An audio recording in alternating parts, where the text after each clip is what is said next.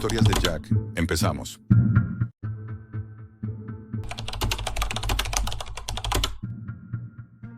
Si estás leyendo esto, probablemente aún creas que el mayor secreto del Triángulo de las Bermudas son los barcos y aviones desaparecidos. Ojalá fuera así. No soy escritor, ni científico, ni loco. O eso quiero creer. Solo era un hombre curioso. Alguien que, durante años, vivió con una idea fija en la cabeza. El Triángulo de las Bermudas. Me fascinó desde niño.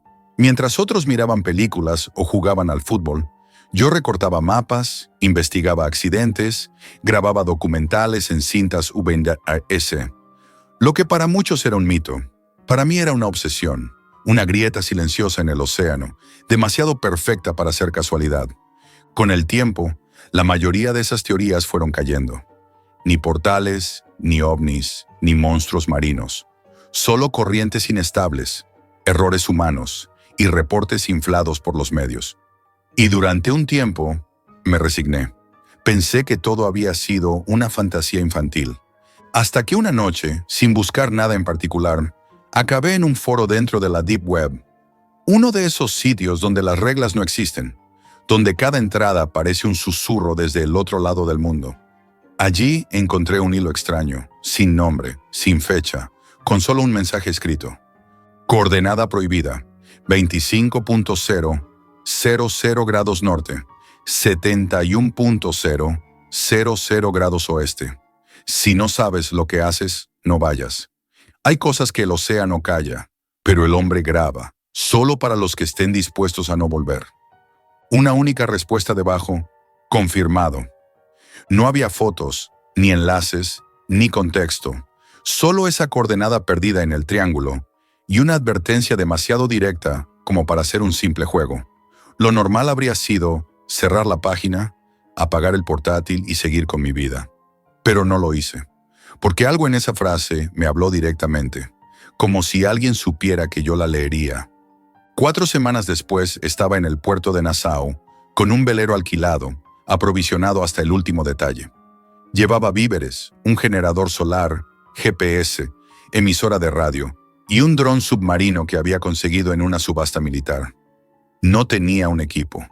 No había camarógrafos ni científicos. Estaba solo, como siempre lo había estado. La travesía fue extrañamente tranquila. Durante el primer día, el mar se comportó con una calma sospechosa. Ni una ola fuera de lugar. Ni un sonido. Incluso los pájaros marinos desaparecieron después del 3er kilómetro. El cielo estaba gris, sin tormenta, sin nubes definidas, solo un manto opaco que parecía colgar encima de mí. Al llegar a la supuesta zona crítica, el agua se volvió diferente. No sé cómo explicarlo. No era más oscura, era más densa, como si el mar estuviera hecho de algo más pesado que agua. Los instrumentos funcionaban, pero mostraban pequeñas fallas, ligeros retardos, interferencias apenas perceptibles. Lo suficiente para inquietarme sin darme una razón concreta.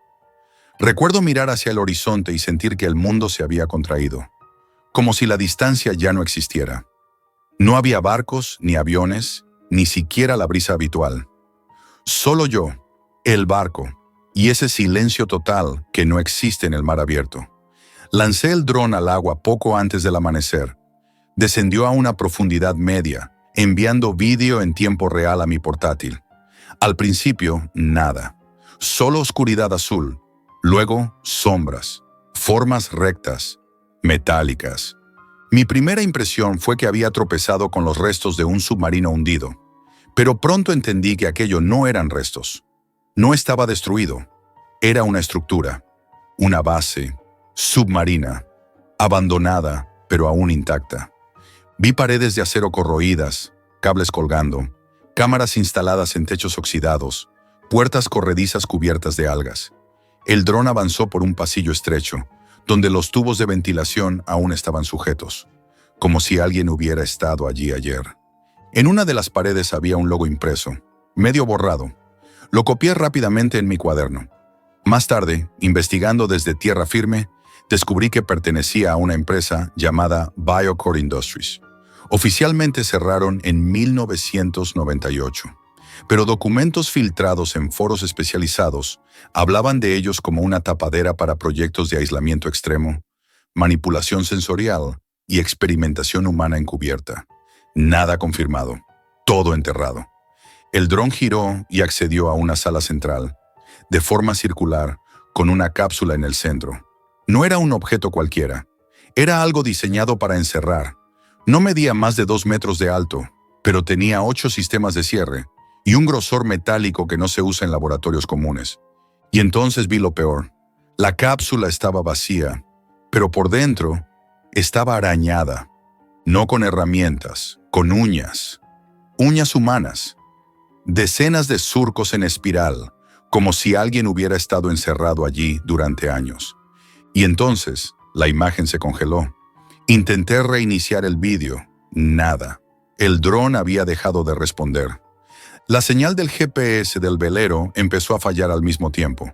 Mostraba que me estaba desplazando, aunque el ancla seguía echada. Las coordenadas saltaron de una cifra a otra, como si no pudiera fijarse en un punto del mapa. Fui al sistema eléctrico para comprobar el generador. Todos los fusibles estaban quemados. El panel solar, abierto, no dañado, no roto. Abierto como si un técnico lo hubiera desmontado. Con cuidado, con intención. Ahí fue cuando el miedo real llegó, pero no por sentirme observado. No era eso, era algo peor. Una certeza silenciosa. Una intuición que se instala en el estómago como un peso. No estaba solo, y sin embargo no había nadie. No vi figuras, no escuché voces. No pasó nada, pero todo era distinto. El aire era más denso, como si el mar mismo contuviera la respiración, como si el océano esperara a ver qué decisión tomaría yo. Me quedé quieto durante horas, sin saber si encender una vela o lanzarme al agua. Lo único que me anclaba a la realidad era mi cuaderno, donde anotaba cada minuto, cada pensamiento, cada anomalía. Y entonces me di cuenta de algo. No había sido un accidente. No era una coincidencia. Alguien había dejado esas coordenadas allí para mí. No recuerdo cuánto tiempo estuve a la deriva. Perder la noción del tiempo es más fácil de lo que parece cuando el cielo se vuelve una mancha gris constante y el mar no se mueve. Ni un cambio de luz, ni una variación en la temperatura. El mundo dejó de girar. Yo simplemente existía. No tenía forma de saber si era de día o de noche. El GPS seguía comportándose como si estuviera atrapado en una especie de circuito eterno, mostrándome siempre en un lugar distinto, aunque yo no me hubiera movido ni un metro. El mar estaba inmóvil, pero los datos mentían. No fue hambre lo que me hizo delirar. No fue sed ni desesperación. Fue algo mucho más sutil, más perverso. La ausencia total de estímulos. Es como si el triángulo me hubiera absorbido no para matarme, sino para borrarme. Una noche, o lo que creí que era noche, empecé a oír un zumbido. No venía del mar, ni del barco, ni de dentro de mi cabeza. Era como una vibración suave, persistente, casi hipnótica. Algo entre la frecuencia de una máquina en funcionamiento y un ronquido lejano. Y cuando trataba de encontrar su origen, desaparecía. No duró mucho, porque después llegó la tormenta. No como las que se ven en las películas, con relámpagos y truenos dramáticos. Number fue seca, violenta, una tormenta sin lluvia. Solo luz, rayos que nacían del mar mismo y subían al cielo, como si la inversión del orden natural fuera parte del castigo. Y entonces, de entre esa lluvia de electricidad, apareció un barco, una embarcación de carga, enorme, oxidada. No llevaba nombre visible, no respondía a la radio, ni siquiera parecía tener tripulación, pero se detuvo a mi lado, como si supiera que estaba allí. 3 hombres salieron, no hablaron, no me preguntaron nada, me subieron con una cuerda, me dieron agua y me encerraron en una cabina sin ventanas. Las paredes estaban forradas con una especie de espuma acústica industrial, el tipo de aislamiento que se usa en lugares donde el silencio debe ser absoluto. Nadie me habló, nadie me tocó después. 2 días más tarde, me bajaron en el puerto de Charleston. Dejaron mi mochila intacta al lado de mí. Ni una palabra. Me arrastré hasta el primer hostal que encontré y dormí durante 14 horas. Cuando desperté, lo primero que hice fue revisar el disco interno del dron. No tenía muchas esperanzas, pero sorprendentemente, la memoria sobrevivió. Había solo un vídeo, 12 segundos. La imagen era clara, pero con ruido en la señal. Se veía la cápsula desde el interior del laboratorio.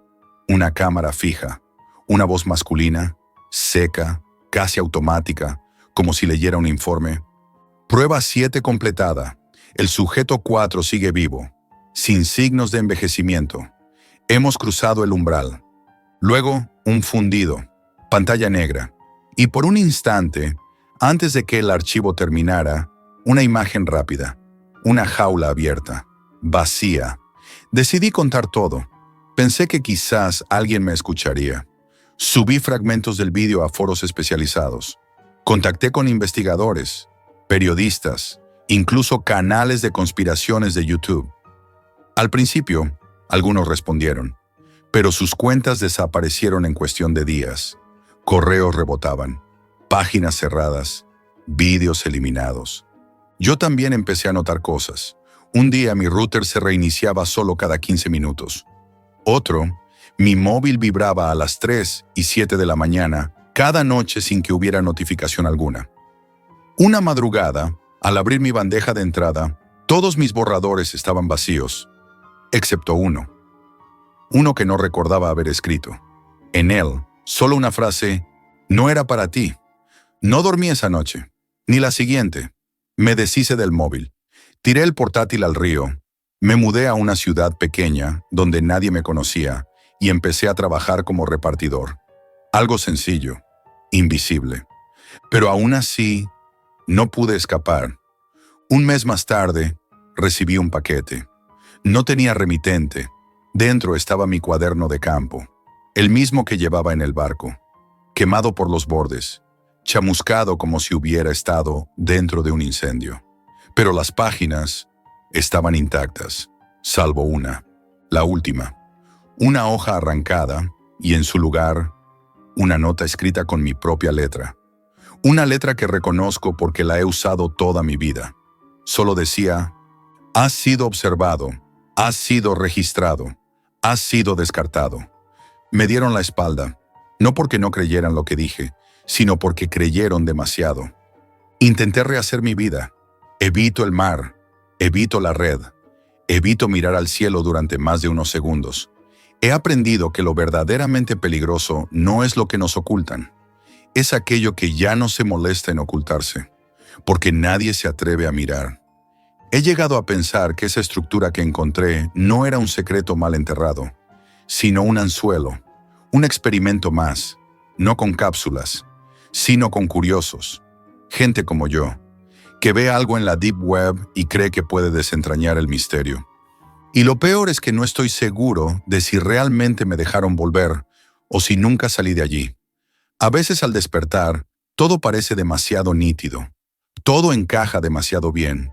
Y entonces pienso, ¿y si esta vida es parte del experimento? Hay noches en que mi cuaderno vuelve a aparecer sobre la mesa. No como antes, quemado, viejo. Number nuevo, como si no lo hubiera tocado nunca. Y siempre se abre por la misma página, la hoja arrancada, como si me invitaran a completarla, a volver, a convertirme en el sujeto 5. Si te ha inquietado este viaje al corazón del Triángulo de las Bermudas, no olvides dejar tu like y suscribirte para no perderte más relatos como este. Y dime en los comentarios, ¿te atreverías a seguir esa coordenada prohibida? Tu opinión puede ser el próximo misterio que exploremos juntos.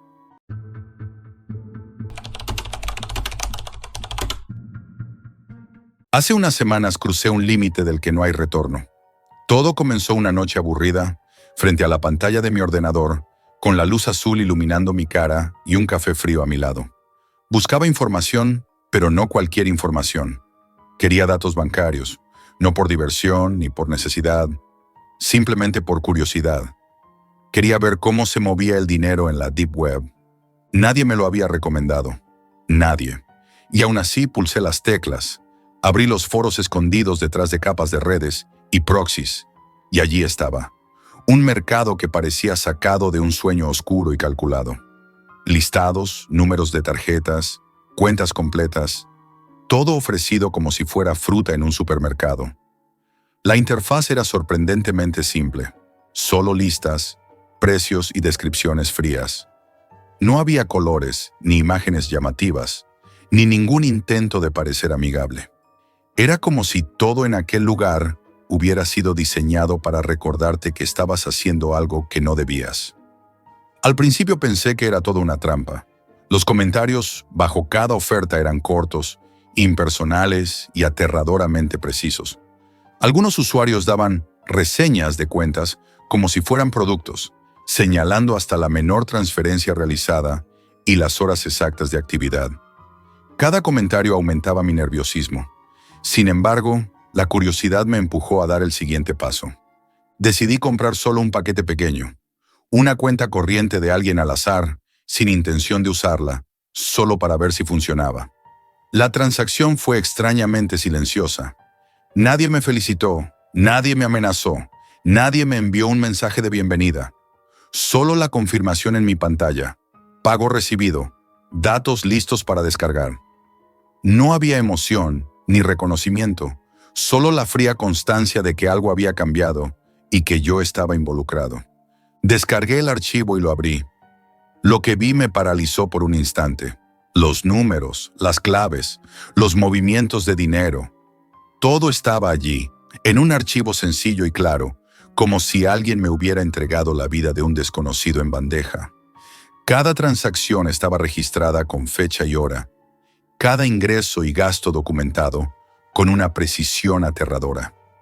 Era una existencia completa, un calendario de movimientos financieros de alguien que jamás conocería. Sentí una extraña mezcla de fascinación y repulsión. Esa noche no pude dormir. Cerraba los ojos y veía pantallas llenas de cifras, como un latido que no dejaba de palpitar. Incluso escuchaba un eco de los números en mi mente, como si las transacciones estuvieran sucediendo frente a mí, aunque no hubiera ningún ordenador encendido. Cada sonido del exterior, un coche que pasaba, un mensaje de WhatsApp, el timbre del ascensor, me hacía sobresaltar, porque mi cerebro empezaba a asociarlo con la información que había descargado. Al día siguiente, intenté volver a la normalidad. Decidí borrar todo, pero no era tan fácil. Cada carpeta que eliminaba parecía multiplicarse, reapareciendo como si tuviera vida propia. Miré en las propiedades de los archivos y no había nada raro. Ningún virus, ningún malware visible. Solo datos, fríos y silenciosos, esperando a que los revisara de nuevo. Esa sensación de vigilancia invisible empezó a crecer dentro de mí, aunque sabía racionalmente que nadie me estaba observando de forma directa. Intenté desconectar internet, pero sentí que ya no importaba. Cada vez que caminaba por la calle, cada vez que veía un anuncio en el móvil o escuchaba una notificación, sentía que alguien sabía que yo había estado allí, que había visto lo que no debía. La paranoia crecía en mí, silenciosa pero constante. No había cámaras, ni persecuciones, ni amenazas directas. Solo el peso invisible de saber que había cruzado un umbral del que no había vuelta atrás. Con los días, la curiosidad se transformó en compulsión. Me encontraba revisando mercados de datos cada tarde, observando movimientos bancarios de desconocidos, como si fueran fragmentos de un misterio que solo yo podía desentrañar. Analizaba transferencias pequeñas, irregulares, cuentas con actividad irregular, patrones que se repetían sin que nadie los viera. Cada descubrimiento me dejaba con un nudo en el estómago y un escalofrío en la espalda. Sabía que estaba jugando con algo demasiado grande para mí, pero no podía dejar de mirar. Una noche, mientras exploraba una cuenta especialmente activa, noté algo inquietante. Las transacciones no eran aleatorias, parecían calculadas con precisión matemática. Cada movimiento era minúsculo, pero constante, como si alguien midiera algo invisible. Un ritmo que solo la Deep Web podía percibir. Me sentí como un espectador incómodo de un plan del que jamás debería haber sido testigo. Esa sensación, más que miedo, era puro terror silencioso. Comprendí que yo también estaba atrapado en aquel sistema, que mis acciones podrían estar siendo registradas, analizadas y convertidas en otra pieza de datos más. Intenté tomar distancia. Apagué el ordenador y salí a caminar por la ciudad, buscando aire, buscando normalidad. Pero no la encontré. Cada luz, cada reflejo, cada sonido cotidiano parecía recordarme la luz azul de mi pantalla y las cifras que había visto. La Deep Web no se encontraba solo en mi ordenador. Se había instalado en mi mente, lenta, silenciosa, implacable. Desde ese momento, supe que nunca podría olvidar lo que había visto. No era solo el conocimiento de los datos de otros, sino la sensación de vulnerabilidad que había dejado en mí. No importaba que no hubiera fantasmas ni perseguidores. El verdadero horror era invisible, intangible, y me acompañaba en cada paso, en cada pensamiento, recordándome que había cruzado un límite del que no hay retorno. Cada tarde, después del trabajo, volvía a mi ordenador con una mezcla de temor y fascinación. La curiosidad se había convertido en compulsión. Revisaba mercados y cuentas, observando movimientos bancarios ajenos como si fueran secretos que solo yo podía descubrir. Al principio pensé que podía controlarlo, que solo era un juego, un experimento. Pero pronto me di cuenta de que la Deep Web no era un juego, ni siquiera un espacio seguro. Era un lugar donde cada acción quedaba registrada, aunque nadie te amenazara directamente. Una noche, mientras exploraba una cuenta especialmente grande y activa, algo cambió. Las transacciones no eran aleatorias, se repetían patrones casi obsesivos. Pequeñas transferencias, montos precisos, horarios exactos. Era como si alguien estuviera calculando algo que yo no podía comprender. Cada número que aparecía en la pantalla me hacía sentir un escalofrío más intenso, una sensación de intrusión que no podía ignorar. Comprendí entonces que yo también era parte de aquel sistema, que cada clic, cada movimiento mío podía estar siendo observado, analizado y almacenado. Decidí tomar precauciones. Cambié contraseñas, cerré cuentas, borré archivos, pero fue inútil. Un día, al abrir mi correo electrónico, encontré un archivo comprimido sin remitente. Temblando lo abrí. Dentro estaban mis datos completos, mis movimientos en la Deep Web, mis búsquedas, mis descargas, incluso fragmentos de mi vida diaria. Todo organizado con una precisión aterradora. Era como si alguien hubiera seguido cada uno de mis pasos y documentado todo para que yo lo viera. El miedo se apoderó de mí. Cada sonido de notificación, cada vibración del móvil, cada luz que parpadeaba en la pantalla, me hacía estremecer. Caminaba por la calle y sentía que cada mirada podía atravesarme, que cada persona a mi alrededor conocía mis secretos, aunque no supiera quién era yo. No había persecuciones, ni cámaras, ni amenazas físicas. Solo el peso invisible de saber que había cruzado un límite y que ahora formaba parte de un mundo que yo no podía controlar. Intenté desconectar todo, desaparecer de Internet, pero era imposible. Las cifras, los movimientos, los datos se habían instalado en mi mente. Por las noches soñaba con transferencias, con números que subían y bajaban, con cuentas que se vaciaban y se llenaban en un ritmo imposible de ignorar. Era un terror silencioso, constante, que no se apaga con la luz del día ni con el cierre de un ordenador. Una tarde, mientras revisaba otra cuenta, noté un patrón que me heló la sangre. Alguien estaba usando las mismas técnicas que yo había aprendido a través de la Deep Web para seguir mis movimientos. Cada cambio en mis contraseñas, cada intento de borrar datos, parecía anticipado. Comprendí que ya no había vuelta atrás. Había dejado una huella invisible y profunda, y alguien, o algo, estaba observando cada uno de mis pasos. Intenté alejarme, salir de casa, respirar aire fresco. Caminé sin rumbo por la ciudad, pero no encontraba alivio. Cada escaparate iluminado, cada notificación en el móvil de un desconocido, cada sonido de teclado en una cafetería me recordaba que mi curiosidad me había atrapado en una trampa invisible. La Deep Web no estaba solo en mi ordenador. Se había instalado en mi vida, en cada pensamiento, en cada sensación de miedo que no podía explicar. Finalmente, comprendí que el verdadero horror no era la posibilidad de ser descubierto, ni la amenaza de otros usuarios. El verdadero terror estaba en la absoluta certeza de que, en un mundo donde cada acción queda registrada, nadie está realmente seguro. Ni tú, ni yo, ni nadie. Y mientras escribo estas líneas, sintiendo el peso de cada número y cada cifra que he visto, no puedo evitar mirar a mi alrededor y preguntarme si esta narración será lo último que haga antes de que el sistema decida que he visto demasiado. Nunca volveré a abrir la Deep Web. Nunca volveré a tocar datos ajenos. Pero tampoco puedo olvidar, porque el miedo que sentí no venía de fantasmas ni perseguidores visibles. Venía de la fría certeza de que cada cifra, cada transferencia, cada pequeño movimiento puede observarnos, registrarnos y atraparnos mucho más allá de lo que podemos imaginar. Y mientras escucho el sonido del ordenador apagado en la habitación contigua, sé que ya nada volverá a ser igual.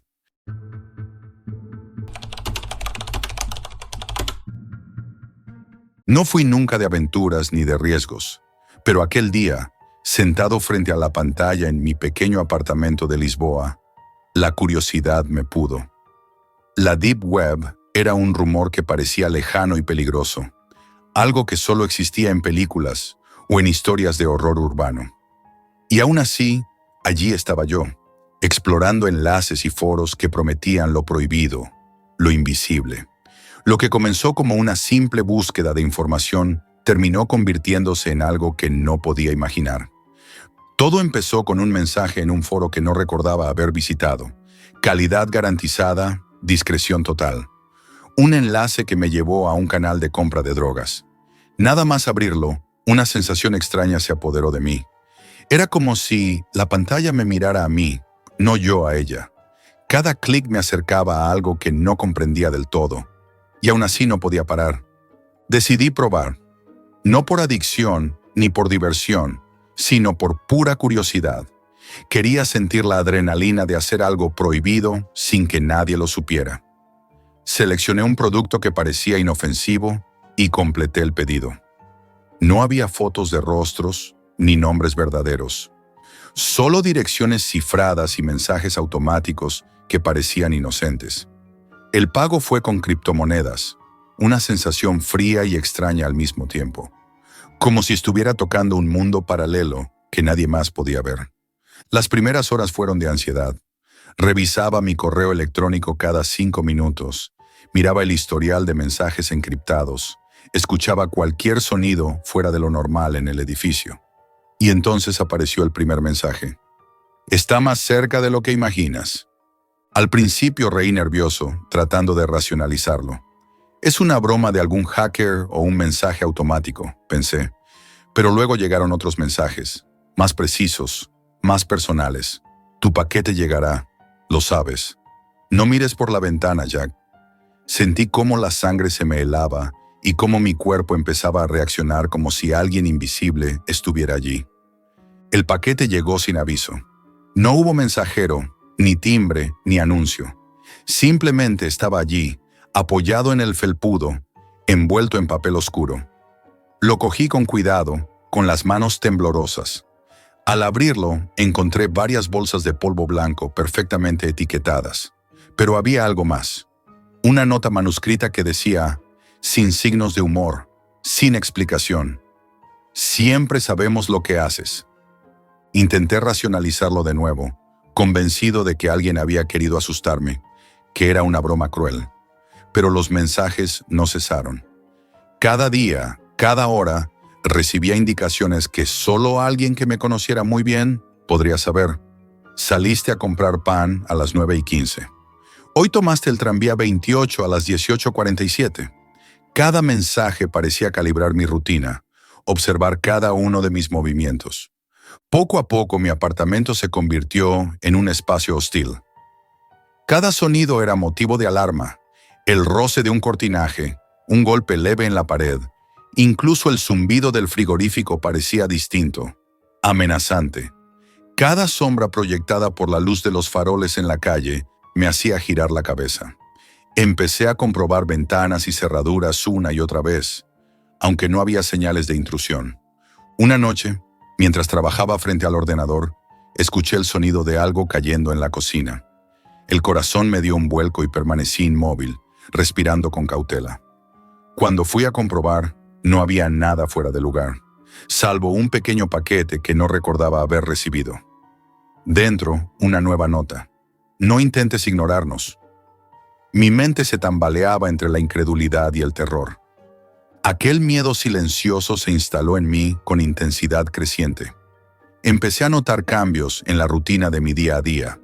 Evitaba ciertos lugares, cruzaba calles para no pasar por avenidas solitarias. Me aseguraba de que las puertas siempre quedaran doblemente cerradas.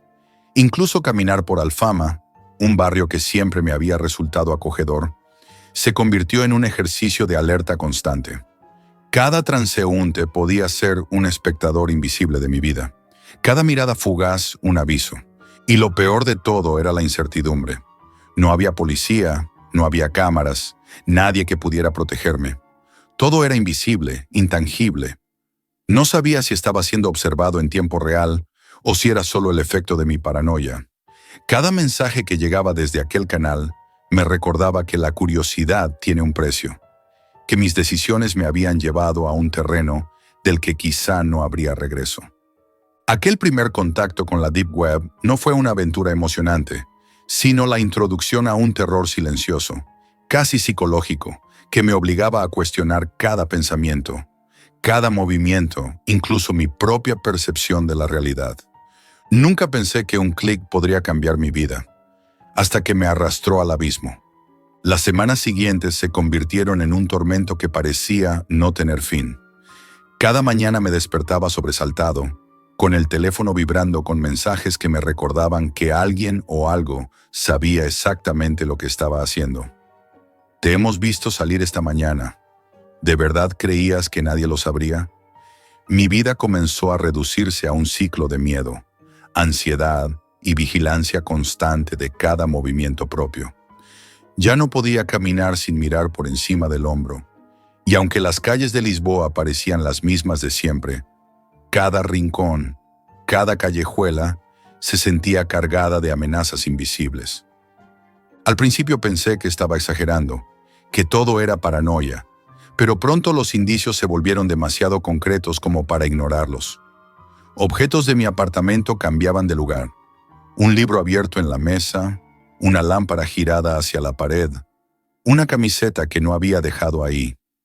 Al principio intenté racionalizarlo, pero los cambios se volvían cada vez más precisos, como si alguien estudiara mis hábitos y decidiera intervenir en mi vida cotidiana de forma meticulosa. Una tarde, mientras preparaba café, escuché un sonido diferente en la cocina, algo más sutil que un golpe.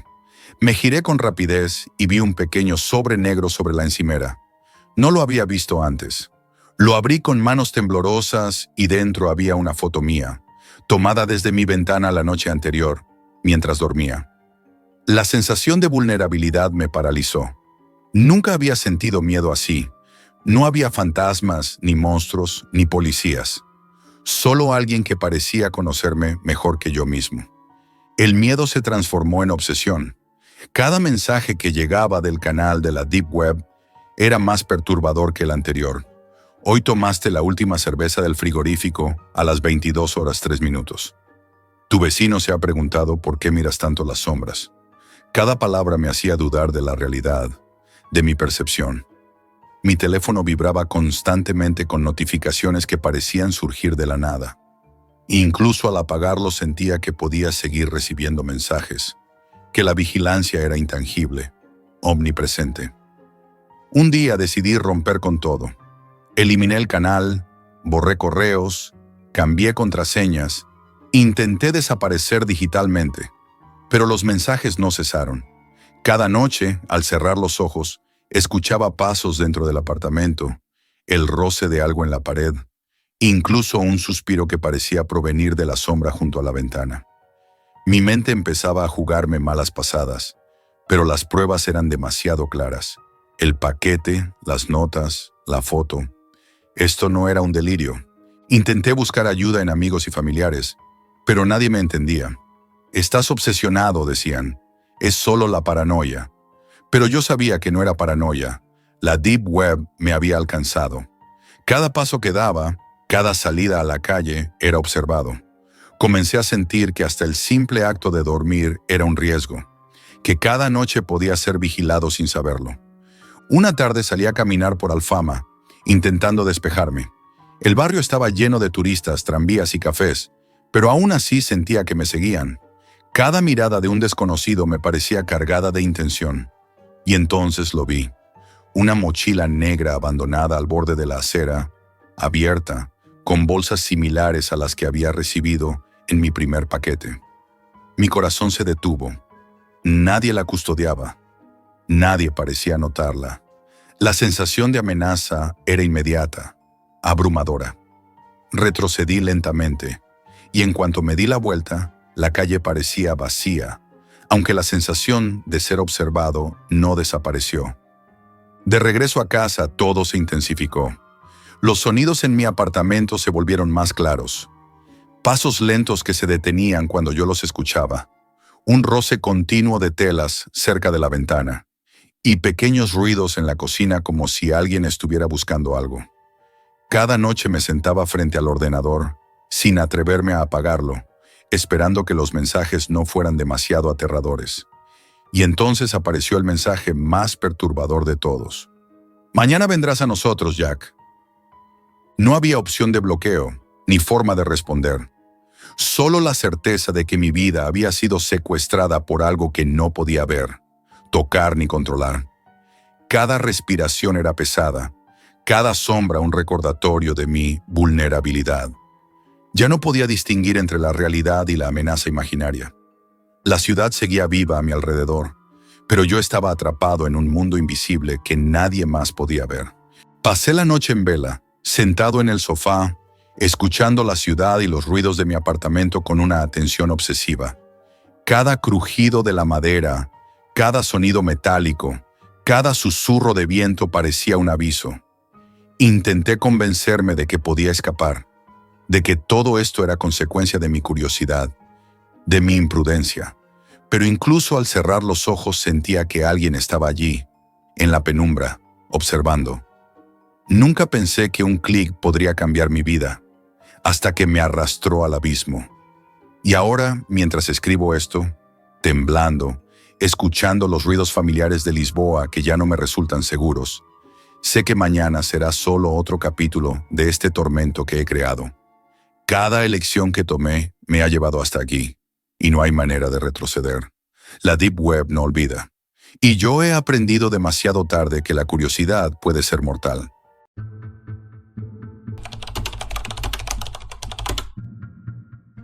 Nunca pensé que buscar un riñón pudiera cambiar mi vida para siempre, hasta que lo hice. Tengo 28 años y vivo en Melbourne, Australia. Nunca me imaginé entrando en algo que desbordara todos mis límites, hasta que la desesperación por mi hermana, Emily, me llevó a la Deep Web. Tenía insuficiencia renal terminal, y los médicos eran claros. Si no conseguíamos un trasplante rápido, su tiempo se agotaría. Cada llamada a hospitales era una tortura. Me sentía impotente, como si el reloj avanzara con un tic-tac cruel, y nadie tuviera prisa por salvarla. Una noche, mientras repasaba foros médicos, mensajes en redes ocultas y páginas en las que apenas podía leer los enlaces, alguien mencionó la Deep Web como un atajo imposible. La idea me repelía, pero no tenía opción. Pasé horas frente a la pantalla, entre anuncios crípticos y advertencias de que cualquier error podía borrarte para siempre de esas redes. Allí encontré un hilo que prometía algo que ningún hospital podía: órganos disponibles de inmediato, sin papeleo, sin listas de espera. Los testimonios eran perturbadoramente convincentes. Había gente que decía haber salvado a familiares en días. Otros detallaban la frialdad y la discreción de todo el proceso. Contacté con el vendedor a través de un sistema de mensajería cifrada. Su respuesta fue inmediata, casi mecánica. No hubo explicaciones, ni palabras de consuelo, ni promesas vacías. Solo instrucciones frías, un contenedor metálico detrás de un almacén abandonado en las afueras de Melbourne. Callejón vacío, nadie alrededor, nada que pudiese dejar rastro. Me advirtió que no hablara con nadie y que todo debía hacerse exactamente como él decía. Cada célula de mi cuerpo gritaba que esto era una locura, que estaba a punto de cruzar un límite irreversible, pero la desesperación me empujaba hacia adelante. Llegó el día. Emily y yo íbamos en coche, con las luces de la ciudad quedando atrás y la carretera desierta delante. Hojas secas arrastradas por el viento golpeaban el parabrisas, y un frío húmedo se colaba por las rendijas del coche. Mientras nos acercábamos, el miedo se mezclaba con una sensación extraña de inevitabilidad. Todo parecía demasiado silencioso, como si Melbourne entera hubiera dejado de existir a nuestro alrededor. El contenedor de metal oxidado parecía abandonado desde hacía años. La puerta estaba entreabierta, dejando escapar un olor a limpieza industrial mezclado con algo metálico, agudo, que me revolvió el estómago. Allí estaba él, el hombre que nos esperaba, vestido con bata quirúrgica gris, inexpresivo. No dijo nada, nos observó con una mirada que evaluaba nuestras emociones, nuestras dudas, nuestra desesperación. Sentí que podíamos ser cualquier cosa para él, clientes, cifras o simplemente un par de cuerpos más en su sistema. Nos hizo firmar un contrato digital con un escáner biométrico. Mientras lo hacía, no pude evitar mirar las mesas a mi alrededor. Órganos humanos descansaban en hielo, cada uno con un código y un número. El corazón se me aceleró y un escalofrío recorrió mi espalda. Aquello no era medicina, era un mercado sombrío, una organización silenciosa que convertía la vida en mercancía. Los órganos parecían casi hermosos en su ordenada disposición, pero el precio de esa perfección era indescriptiblemente perturbador. Después de firmar, nos llevó a un pasillo estrecho donde escuché sonidos sutiles, el goteo de agua, un suspiro casi humano, el zumbido de máquinas que trabajaban en la penumbra. Sentí que el contenedor estaba vivo de algún modo, que respiraba, que absorbía todo miedo y ansiedad que entraba allí. Emily me agarró del brazo sin darse cuenta. Yo no podía mirarla, no quería que su mirada se encontrara con la mía y viera lo que mi alma estaba sintiendo. Nos indicó salir y esperar instrucciones fuera. Mientras caminábamos hacia el coche, la noche me pareció más oscura, más densa. El aire parecía moverse distinto, como si me hubiera adentrado en un mundo paralelo, donde las reglas de la moral y la ley no existían. Cada luz de la calle me parecía artificial, cada sombra una amenaza silenciosa. El miedo se mezclaba con la esperanza de que todo aquello fuera lo correcto, que salvar a Emily justificara cruzar un umbral que jamás imaginé. Esa noche, cuando cerré la puerta de casa, no pude dormir. Veía las mesas con los órganos, el hielo brillante, la mirada inexpresiva de aquel hombre. Me preguntaba cómo habían llegado allí, de dónde venía todo aquello y qué precio real pagaría la vida de mi hermana. No había respuestas, solo la sensación de que había tocado algo prohibido, algo que no se podía deshacer. Desde entonces, cada vez que miro la ciudad desde mi ventana, veo sombras que no existen, escucho ecos que nadie más oye, y sé que algo cambió dentro de mí para siempre. Lo que creía desesperación se transformó en una puerta que, una vez cruzada, nunca vuelve a cerrarse. Y mientras Emily duerme segura, yo siento que la espera apenas empieza, y que el verdadero horror todavía está por venir. 2 semanas después, recibí el mensaje. La operación estaba lista. El corazón me latía con fuerza mientras leía la dirección. Un lugar diferente, más aislado, más frío. Esta vez fui solo. Emily estaba dormida en casa, ajena a lo que estaba por suceder, confiando en que yo podía traerle la vida de vuelta. Pero yo sabía que estaba caminando por un territorio donde nada sería igual. El contenedor al que llegué era más grande, más industrial, con mesas alineadas en hileras que parecían no tener fin. Hombres vestidos con batas quirúrgicas, gris oscuro, se movían sin hablar, con gestos cortos y precisos. Cada uno parecía formar parte de una maquinaria humana silenciosa, una coreografía de eficiencia y terror. Nadie me miraba directamente, solo me señalaban dónde debía estar, qué debía hacer, cómo debía esperar. La sensación de que no había escape era absoluta. Me hicieron pasar a una sala separada, iluminada por luces blancas que cegaban más que iluminaban. Allí, sobre hielo, estaba el órgano que habíamos solicitado. Real, humano, brillante en su frío metal. Nunca había visto algo tan cercano y aterrador a la vez. Sentí un vértigo extraño. Sostenía la vida de mi hermana en mis manos y, al mismo tiempo, podía percibir el precio de esa vida. Las vidas que habían quedado atrás para que este órgano llegara hasta mí. Firmé de nuevo y la máquina registró mi huella y mis datos. Todo era frío, burocrático, clínico, como si el horror pudiera ser neutralizado con papel digital y números. Mientras esperaba que todo se completara, empecé a notar detalles que antes me habían pasado desapercibidos. Más allá de las mesas con órganos, había contenedores sellados, ruidos apagados que recordaban respiraciones humanas, y el goteo constante de agua en algún lugar del techo. La sensación de ser observado, aunque nadie me mirara, era imposible de ignorar. Cada segundo parecía estirarse infinitamente, y mi mente comenzaba a llenar los silencios con preguntas que no quería hacer. Salí de la sala unos minutos solo para respirar. Los pasillos estaban vacíos, pero sentí algo extraño en el aire.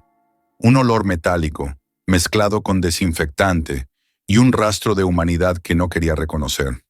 Pensé en las personas que habían estado antes que yo, en cómo habían terminado allí, en lo que significaba realmente la disponibilidad inmediata de un órgano. Era un comercio de vidas en el que yo había aceptado participar, aunque nadie me obligara. Cuando regresé, me dieron instrucciones para el traslado del órgano al hospital que lo recibiría.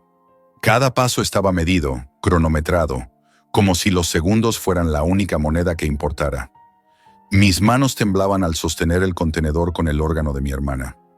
La responsabilidad me aplastaba. Sentí miedo de mí mismo, miedo de lo que estaba dispuesto a hacer para salvar a alguien a quien amaba. De regreso a casa, el silencio de la ciudad era casi insoportable. Las luces de Melbourne parecían demasiado frías, demasiado lejanas. Cada cruce de calle, cada sombra proyectada en la acera, me hacía imaginar lo que había dejado atrás.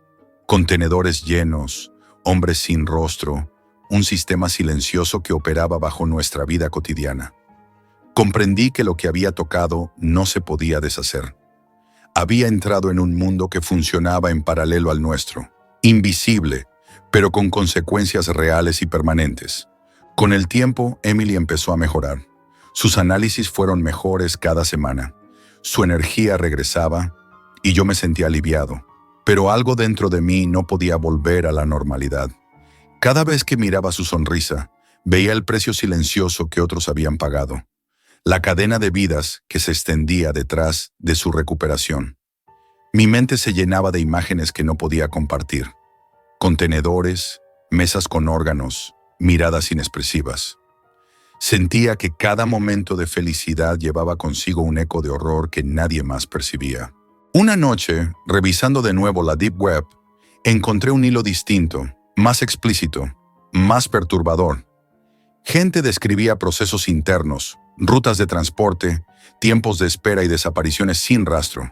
Comprendí que lo que yo había vivido era apenas la punta de un iceberg que nadie quería ver.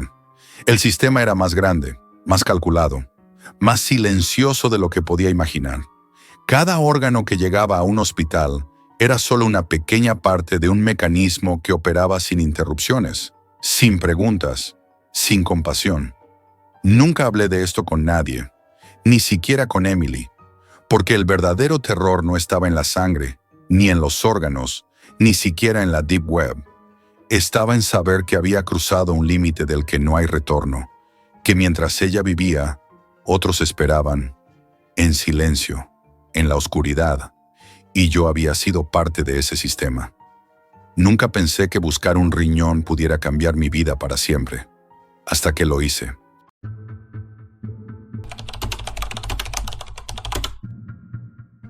Nunca pensé que un clic podría llevarme a esto, pero aquí estoy, y ya no hay vuelta atrás. Lo que voy a contar no es ficción. Cada palabra que leas es un fragmento de la pesadilla que he estado viviendo durante meses. Cada línea de este diario es una marca en mi conciencia que nunca desaparecerá. Todo comenzó hace 3 meses. La curiosidad me empujó a explorar la Deep Web. Al principio era solo un entretenimiento extraño. Foros de debates imposibles, colecciones de datos prohibidos, mercados clandestinos. Me fascinaba la idea de ver aquello que la gente normal nunca podría imaginar, pero pronto esa fascinación se tornó en algo más oscuro. Encontré un foro privado, un lugar que no buscaba publicidad, donde los usuarios se comunicaban con códigos y nombres falsos, pero que contenía algo mucho más perturbador que cualquier crimen que pudiera imaginar. Al principio pensé que eran relatos ficticios, macabras historias creadas para impresionar a otros, pero pronto comprendí que aquello no era ficción. Las entradas describían asesinatos con detalles tan exactos que cada palabra parecía escrita desde la mente de alguien que lo había vivido. La sangre, los gestos, el silencio que quedaba después. Todo estaba allí, palpable, y cuanto más leía, más sentía que algo en mí cambiaba. Mi obsesión comenzó con leer, copiar fragmentos y analizarlos. Pasaba horas frente a la pantalla, releyendo las descripciones, tratando de entender cómo alguien podía ser tan meticuloso y frío, hasta que apareció él. 5. Su escritura era diferente, meticulosa, casi artística. Cada relato era frío, preciso, sin emoción, pero cargado de una sensación terrible de control absoluto. Lo leía y sentía que estaba viendo a través de los ojos de alguien que había dejado de ser humano hacía mucho tiempo. Tubby comenzó a dirigirse a mí. Sus mensajes eran sutiles, como si supiera exactamente qué me intrigaba y qué me aterraba. Me enviaba fragmentos de asesinatos inéditos, personalizados, con escenarios que recordaban vagamente lugares que yo conocía. Al principio pensé que era casualidad, una coincidencia que podía ignorar. Pero luego, una tarde, en mi propia casa, encontré una carta sobre mi mesa. No había señales de entrada forzada. La carta describía mis rutinas con un detalle que me heló la sangre. La calle por la que caminaba cada noche, la cafetería que visitaba los lunes, incluso mi rutina para dormir. Fue entonces cuando comprendí algo aterrador. UMIB no necesitaba cámaras, ni vigilancia, ni persecuciones. Solo necesitaba información, y yo se la estaba proporcionando sin darme cuenta. Cada clic, cada búsqueda, cada interacción con el foro, cada comentario, era un rastro de mi vida que él podía seguir con precisión quirúrgica. Sentí cómo la ansiedad se mezclaba con la fascinación. No podía dejar de leer, pero cada línea que leía me acercaba a un límite que no sabía si soportaría. Con el tiempo, los mensajes se volvieron más directos. Ubi me enviaba enlaces, archivos, fotografías de lugares que yo había visitado hace días. Cada imagen estaba cuidadosamente elegida. La cafetería donde me sentaba, la calle por la que caminaba, incluso la esquina donde solía esperar el autobús.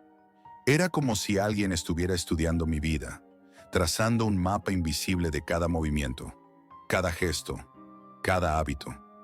Pasaba noches enteras sin dormir, revisando cada mensaje, cada archivo.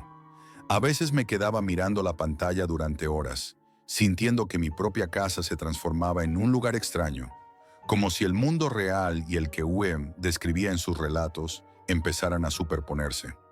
Empecé a notar detalles mínimos que antes ignoraba. Sombras en el reflejo del cristal, ruidos leves detrás de las paredes, susurros que parecían provenir de ninguna parte. Mi paranoia crecía, y con ella, mi necesidad de seguir leyendo. Un día, me pidió que describiera una escena de violencia, solo como ejercicio. No podía negarme. La curiosidad y el miedo se mezclaban en mí hasta un punto que no había conocido antes. Lo escribí, titubeante, con las manos temblorosas, y lo envié.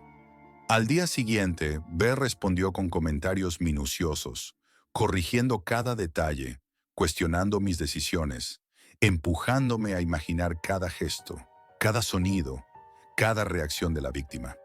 Sentí un vértigo extraño, un vacío que me consumía desde dentro. Pronto descubrí que no solo estaba leyendo historias, estaba siendo arrastrado a un juego en el que mi mente era la víctima.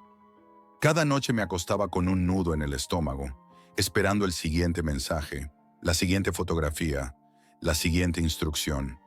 Y con cada mensaje, la sensación de que Vi sabía más de mí de lo que yo mismo sabía se hacía más fuerte. Nunca me había sentido tan atrapado y tan impotente. No había persecución física, no había amenazas explícitas, pero cada palabra que llegaba a mi bandeja de entrada era suficiente para recordarme que estaba siendo observado, estudiado, manipulado. Y yo seguía entrando al foro, siguiendo los hilos de terror que él tejía para mí, sin poder apartar la vista, como un insecto hipnotizado por la luz de una llama que lentamente lo devoraría. Un día, V publicó un reto en el foro: describir un asesinato perfecto que nadie pudiera rastrear. Leí cada palabra como si mi vida dependiera de ello, porque en cierto sentido, así era. Intenté analizar cada detalle, cada posible error, cada insinuación oculta, pero con cada lectura sentía que él me conocía mejor que yo mismo. Lo aterrador no era solo el contenido de sus escritos, sino la precisión con la que parecía anticipar mis pensamientos y mis miedos. Mi mundo empezó a desmoronarse. Dejé de salir, dejé de hablar con amigos, dejé incluso de contestar el teléfono. Pasaba días enteros frente a la pantalla, revisando cada mensaje, cada archivo, cada foto que me enviaba V. Mi apartamento se convirtió en un santuario de sombras, en un lugar donde solo existían él, sus palabras y yo. Empecé a notar cosas extrañas, objetos ligeramente fuera de lugar, ruidos que parecían coincidir con mis movimientos, la sensación de que alguien estaba allí, aunque no había nadie. Luego vinieron las fotos. Al principio eran lugares que yo había visitado, tomados desde ángulos imposibles. Luego empezaron a aparecer imágenes más inquietantes, fotografías de mi escritorio mientras escribía, de mis manos sobre el teclado, incluso capturas de mis ventanas desde el exterior. Cada imagen era un recordatorio silencioso de que V tenía acceso a mi vida de formas que no podía comprender. Sentí miedo, claro, pero también una fascinación que me consumía, como si algo en mí estuviera siendo arrastrado hacia un abismo que no podía evitar. Una noche, mientras revisaba los mensajes, encontré un archivo de audio. Era mi voz, grabada mientras hablaba solo en mi apartamento. El miedo me atravesó como un cuchillo. No había cámaras visibles, no había nadie que hubiera entrado. Y sin embargo, V tenía una grabación de mí. Escuché mi propia respiración acelerada, mis dudas, mis pensamientos más íntimos. Sentí que mi mente se estrechaba en un nudo de pánico. Y sin embargo, no podía dejar de reproducirlo, como si necesitara confirmar que todo era real. Mi rutina se volvió un laberinto de obsesión. Cada noche esperaba su siguiente mensaje, su siguiente indicio de control, y cada noche encontraba algo nuevo.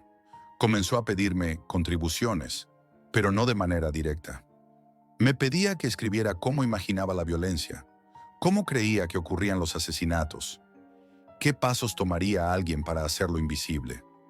Cada línea que escribía era devuelta al foro, analizada, comentada, como si estuviera entrenando mi mente en un juego que no quería jugar, pero del que no podía escapar. Una madrugada, mientras intentaba dormir, escuché un sonido que me hizo levantarme de golpe.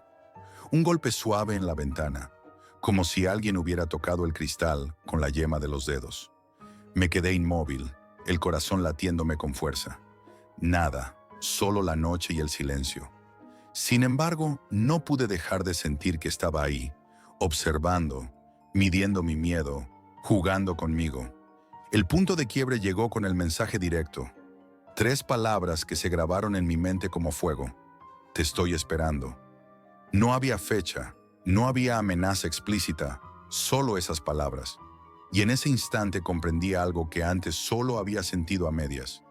Estaba completamente atrapado. Cada paso, cada respiración, cada pensamiento estaba siendo registrado, analizado, controlado de una manera invisible, perfecta, aterradora. Intenté dejarlo. Intenté borrar mi rastro, desaparecer del foro, cambiar mis rutinas, pero era imposible. Cada vez que pensaba que me había desconectado, aparecía un nuevo mensaje, un nuevo archivo, una nueva imagen que demostraba que nunca había dejado de estar bajo su mirada. Cada intento de escapar solo me acercaba más al abismo. Ahora escribo estas palabras temblando. Sé que no puedo dejar de leer, que no puedo dejar de escribir. Cada línea que plasmo en este diario es un hilo más que me ata a la red que vi ha tejido a mi alrededor. Cada palabra es un paso más profundo en un laberinto del que no sé si alguna vez saldré. La curiosidad me consume y el miedo me acompaña en cada pensamiento. Escucho el silencio de mi apartamento y siento su presencia, paciente, invisible, constante.